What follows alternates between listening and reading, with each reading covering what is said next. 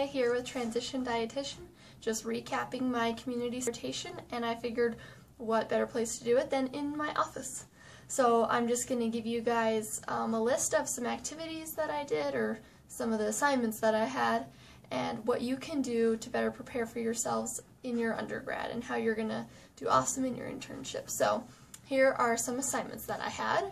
The first one was to develop and present a nutrition education class somewhere, and what I did was I had presented a few, I guess you could call them like a class, but I just had really an informative booth at a local farmer's market. So it's something like that. You could present at a WIC or a food bank or something. It's pretty easy. You're also going to discuss research articles with your preceptors. This is going to range from food service to clinical to community, but you're just going to be doing this throughout your internship. But you know, it's good to learn how to read a research article correctly and how to analyze the data, because your preceptors are going to be asking you, you know, what linear line regression is. And so make sure you guys prepare for that, and I'm sure we'll do that in one of your classes your senior year. You're also going to be working on a grant application. Now this may or may not be for actual funding, but you're probably going to be given a similar format than the same one that you had in school, but you're also going to have to do it a different way depending on what the grant company wants from you. And so I did this garden grant that was for a school, and you know, it was really just like fill in the blank on the website, but I had to formulate a full grant proposal for my project. So be prepared to do either one. You're also going to make some nutrition education materials that are based on the Academy's evidence-based library.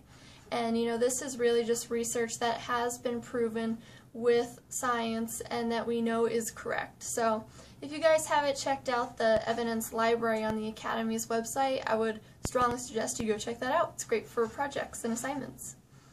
You're also going to attend professional meetings. Now that might just be your local Academy meeting that you have. I know we have like a Northern Colorado Dietetic Association, and because that is where a bunch of professional RDs gather, I can count that as a professional meeting. But you know, you can always count that as like a co-op meeting that maybe your internship has with some other locations, so it really just depends on the situation, but there's a ton of opportunities for this. You're also going to participate in a community outreach event, so this might be with a food bank or the Salvation Army, or doing some volunteering at WIC, and they just want you to get out one day and do some volunteering and just see it from someone else's eyes rather than from in the desk and in the cubicle. And you can do that with any preceptor that you have. It's not just strictly community. But you are also going to use SMOG calculations for a handout that you'll be making. If you haven't done that in school, I would just type that into Google. It's SMOG, S-M-O-G, and it's great for learning, you know, how difficult your handout is literally wise. So check that out. It's good to know. You are going to review budgets of the various places that you're at, so that might be like a food bank or in your kitchen, because you might be doing a rotation that's part community and part food service. So you could review that budget with them and they can sign off on that. And you are also going to revise and distribute a modified recipe for like employees of the company that you're at, or maybe some clients or patients. And that's just all about seeing if you can make things healthier, and then you'll probably end up doing a nutrient analysis on that.